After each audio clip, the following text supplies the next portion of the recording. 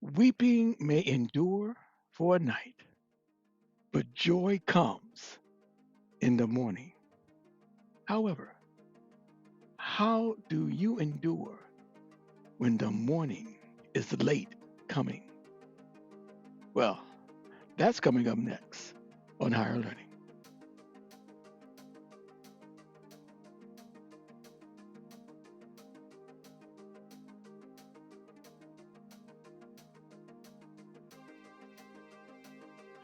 We know that the joy of the Lord is our strength, a joy that will sustain us, and nothing can take away God's joy.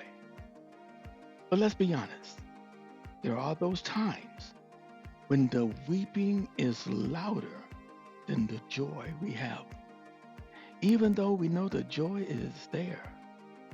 So, what do we do until the morning comes? One word: meditate. This is why the Bible teaches us. My eyes are awake through the night watches, that I may meditate on your word. Weeping is normal. However, our ability to endure through the night will depend upon the amount of time we spend on God's word. You see, God's word reminds us of the joy that is deep within. His word reminds us that He will never leave us, nor will He forsake us.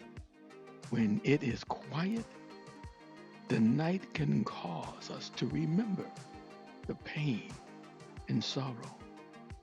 No one is around, and the tears refuse to leave, which, by the way, is just fine because we all grieve differently.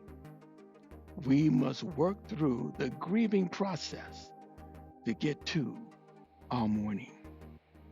And no matter how long the night, God's word are holding us.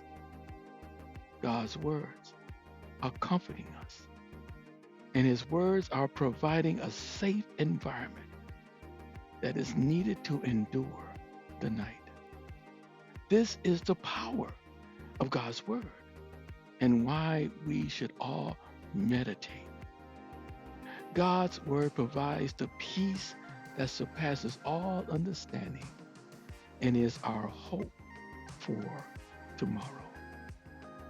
Though we may not always feel the joy because of the sorrow, we have the promise that when the morning comes, we will recognize the joy.